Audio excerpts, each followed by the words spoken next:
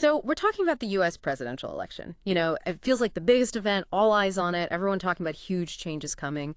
But what if, for some really powerful players, it doesn't fundamentally change the game? Like, what if who wins is just shuffling the deck chairs, not changing who owns the ship?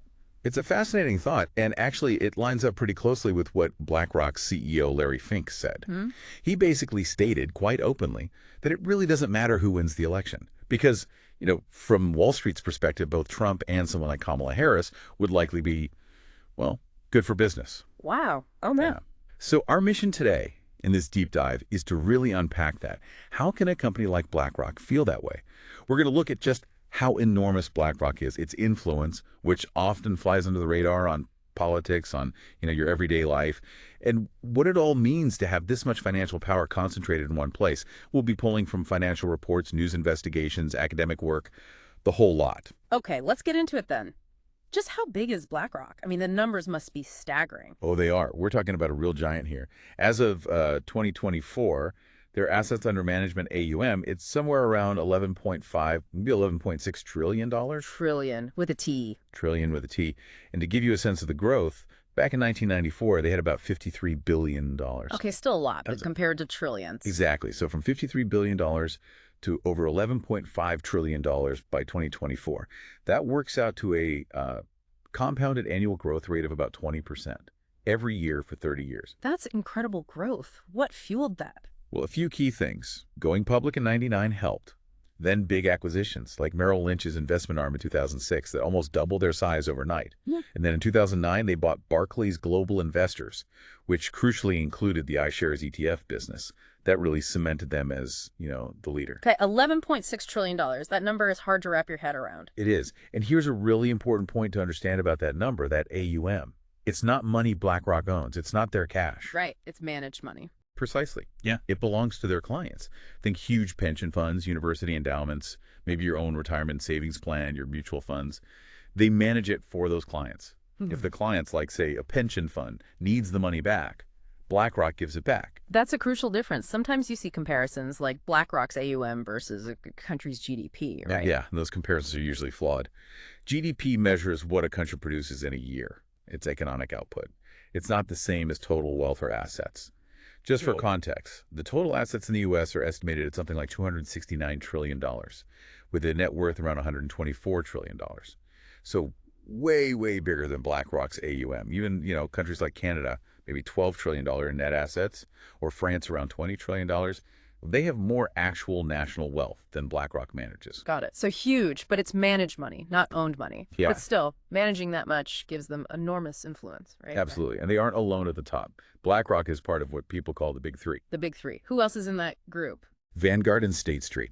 Together, these three firms, BlackRock, Vanguard, and State Street, oversee something like $22 trillion in assets. 22 trillion. Okay. And get this, collectively, they own about a fifth, 20% of all the shares in the S&P 500 index. 1/5 of the biggest U.S. companies, held by just 3 asset managers. Yeah. There was an academic study back in 2017 that found the Big Three were the single largest shareholder. I think it was 438 out of the S&P 500 companies. That's nearly 90% of the index. BlackRock alone, just by itself, is the biggest investor in 38 of those S&P 500 firms. So when you own that much stock, you get a say in how those companies are run. You definitely do. That concentration of voting power is immense. And that brings us back to Larry Fink's comment about the election, doesn't it? Well, if you have that kind of economic clout, your influence naturally spills over into politics and policy. We see this revolving door phenomenon. People move between high-level jobs at BlackRock and top positions in government. Like in the Biden administration's Treasury Department, you've had BlackRock veterans. A BlackRock executive was a key economic advisor for Kamala Harris, too. And it's not just one party. No, not exclusively. Think back to the Trump administration. His Treasury Secretary was Stephen Mnuchin, who was previously at Goldman Sachs and ran a hedge fund. It's a pattern you see across administrations. And that connects to actual policies like taxes? It certainly seems to. Look at the Trump tax cuts, for example. They significantly lowered taxes on corporations and the wealthy. There was data showing that in 2018, the richest 400 families in the U.S. actually paid a lower average effective tax rate, about 23%, than the bottom half of households, who paid over 24%. Lower than the average person. Oh, wow. Yeah. And Trump's proposals for the future suggest, potentially more tax cuts benefiting the wealthiest, while some analyses show the poorest 20% might even face a tax increase. And campaign funding plays a role here too, I imagine. A big one. Take Stephen Schwarzman, the CEO of Blackstone. Blackstone is another massive asset manager, and interestingly, BlackRock holds a stake in them. Schwarzman has been a huge donor to Trump's campaigns. He was reportedly Wall Street's single biggest political donor back in 2020. So big money influencing policy decisions. Which leads to this really fundamental question about how the U.S. is actually governed. Is it truly a democracy? There was a pretty famous study from Princeton and Northwestern researchers back in 2014. What did they find? They basically concluded, based on analyzing decades of policy decisions, that the U.S. operates more like an oligarchy. An oligarchy, ruled by the few, the wealthy. Essentially, yeah. Their finding was that economic elites and organized business groups have a substantial independent impact on U.S. government policy, while average citizens and mass-based groups, little to no independent influence. It's a pretty sobering conclusion. And that makes sense of the election spending, maybe. Why pour billions into campaigns? Exactly. The 2024 election cycle is looking like the second most expensive ever, around $16 billion. Only 2020 was higher. That spending has roughly doubled just since 2016. And why spend it? Because money often wins. Candidates with more funding win House races over 90% of the time, Senate races around 80% of the time. It buys access, influence. It certainly seems that way. Remember, Joe Biden, back in 2019, told a group of wealthy donors that if he won, quote, "No one's standard of living will change, nothing would fundamentally change." That's quite a statement. It really illustrates how, regardless of party sometimes, presidents can end up prioritizing the interests of the wealthy elite. And the concentration of wealth itself is just stark. As of last year, the top 10% of Americans own something like 93% of all stocks. 93%. 93. The bottom 50%, they own just 1%. That's the highest concentration of stock ownership ever recorded. And 95% of all capital income goes to the wealthiest half. Okay, so we've got this picture of massive financial concentration, political influence. How does this actually touch people's everyday lives, like beyond the stock market stuff? Great question. Housing is a really direct example. Let's talk about Blackstone again. Remember, the CEO is a major political donor. Yeah. Blackstone isn't just any company. It's the world's largest alternative asset manager and the biggest commercial landlord on the planet. Biggest landlord. How much property are we talking? In the U.S. alone, they own and manage over 300,000 rental housing units. Wow. And their practices have drawn criticism, right? They have. They've been linked to increases in evictions in areas where they buy up properties. Some reports connect this activity to rising homelessness, which jumped 12% just in 2023. Basically, you have large investors buying up residential real estate, sometimes pushing out homeowners or small landlords, and it turns housing more into a financial asset to be squeezed for profit rather than, just homes for people. And that drives up prices and rents for everyone else. That's the effect, yeah. It fuels these housing price explosions. And the burden on renters is huge. As of this year, about 45% of U.S. households are spending over 30% of their income on rent. That's considered rent burdened. And nearly a quarter spend over half their income on rent. Half their income just on rent. That's unsustainable for so many people. Absolutely. And the reach goes way beyond just housing. It's kind of astonishing. Think about Blackstone's empire again. If you use Spanx shapewear or the Bumble dating app. Wait, Spanx and Bumble? Yep. Or if you stay at a Hilton hotel or visit Center Parcs or go to Legoland or Madame Tussauds Wax Museum, you've interacted with a Blackstone-owned company. That's incredibly diverse. It is. As one analysis put it, firms like these own and extract income from things, schools, bridges, wind farms, and homes that are nothing less than foundational to our daily being. And the business model often involves, quote, relentlessly squeezing profits. That might mean hiking rents, like we talked about, or charging higher tolls on a bridge they own, things like that. Okay, so they own or manage vast assets, influencing politics and daily life. How do they actually manage all that money? You mentioned ETFs earlier with BlackRock. Right. This is where it gets really interesting operationally. BlackRock was a pioneer in using low-cost passive investment strategies. Passive investing, what's that exactly? Instead of having, like, a star fund manager actively picking stocks, trying to beat the market, passive funds simply aim to match the market.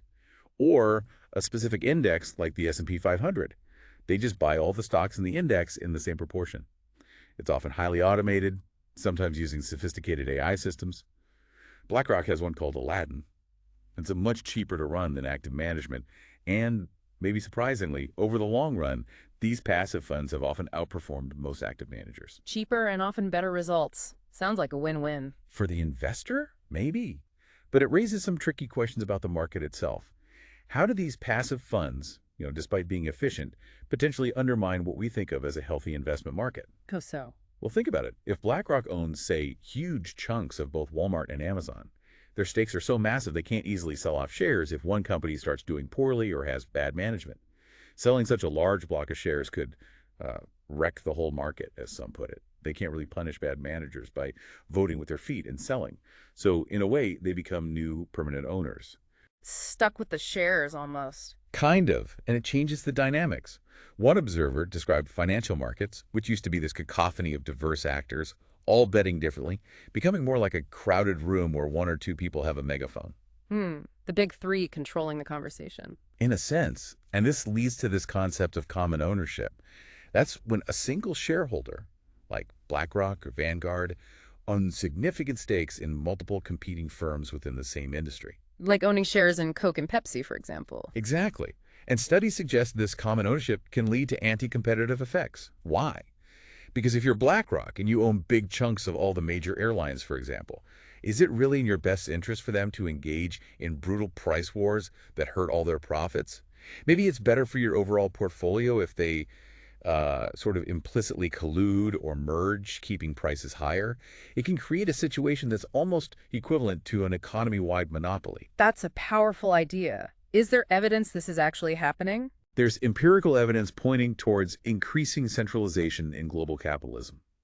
One study found that something like 3/4 of the world's 205 largest corporations are linked together through a dense network where these big asset managers hold concentrated ownership stakes, like 5% or more. So this massive power, do these firms see themselves as having broader responsibilities, like being responsible capitalists? That's definitely part of the narrative, especially from organizations like the World Economic Forum. The idea they promote is stakeholder capitalism. Since the big three are universal owners, they own a piece of almost everything, they should theoretically care about the health of the entire economy, not just individual company profits. So they should act as guardians, in a way. That's the pitch. But there's a more critical view, too. Some see this stakeholder capitalism talk as like an autocritique, capitalism criticizing itself when it feels threatened. When does this talk ramp up? Often when capitalism faces a crisis or when there's pressure for more regulation or redistribution, but maybe no strong political movement pushing for alternatives. So it's a way to preempt criticism or regulation. Potentially. The thinking might be, if we show we're being responsible, doing good deeds, focusing on ESG, environmental, social, governance factors, then maybe we can avoid tougher rules, higher taxes, or stronger unions. And remember, BlackRock's deep ties to governments and central banks globally. It's been called, perhaps hyperbolically, a fourth branch of government because of its influence. Let's make this concrete. Climate change is a huge issue. How does a firm like BlackRock handle that, balancing profit with, well, the planet? Right. It's a perfect case study. Back in 2020, Larry Fink made headlines with his annual letter to CEOs. He said climate change has become a defining factor in companies' long-term prospects. He called it a fundamental shaping of finance. Big words. Sounds like a major commitment to climate action. It sounded like it. But then what happened in practice? How did their actual policies evolve? Well, they faced significant backlash, particularly from fossil fuel interests and politicians in states reliant on those industries. So they backed off. They seemed to backpedal, as critics put it. In 2022, they introduced this voter choice program.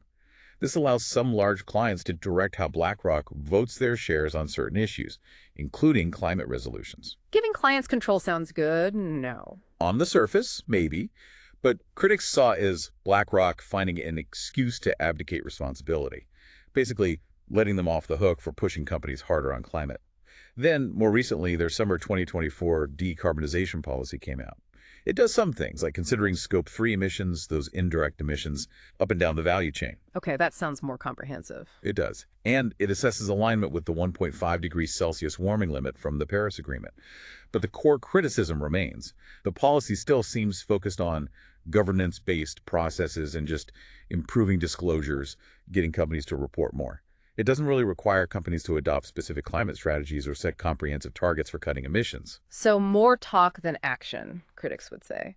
The critique is that it treats climate risk mainly as an idiosyncratic risk, something specific to each company rather than what it is, a systemic, portfolio-wide, undiversifiable threat. The focus seems to be on minimizing disruption to individual companies to protect financial returns in the short term, rather than prioritizing deep decarbonization for the stability of the whole portfolio and, the planet long term. So these climate measures, they argue, should be standard practice, not just an optional extra. Exactly. Critics argue that managing systemic climate risk is responsible financial management, and it should be part of BlackRock's default approach, their benchmark policy, not just an opt-in strategy for clients who ask for it. Wow. Okay, so we started this whole deep dive asking if the U.S. election really matters when you look at it through the eyes of giants like BlackRock. And what we've kind of unpacked is this world where this immense, concentrated financial power, often operating pretty quietly in the background, has its fingers in everything, from who gets elected, to your housing costs, to how we tackle huge challenges like climate change. It's a lot. It really is. Yeah. And I think that leaves a crucial question for you, for everyone listening. In a world where, as some say, capitalism means rule by capital, where these huge private firms can wield so much power over markets, over workers, even over governments, how do we as individuals critically evaluate the information we get? Who really holds the power? Who benefits from the way things are set up? Yeah. It really pushes you to think differently about how the global economy actually works, doesn't it? And maybe even to ask, where's my money, my pension actually invested? What is it supporting? Definitely food for thought. A lot to chew on there.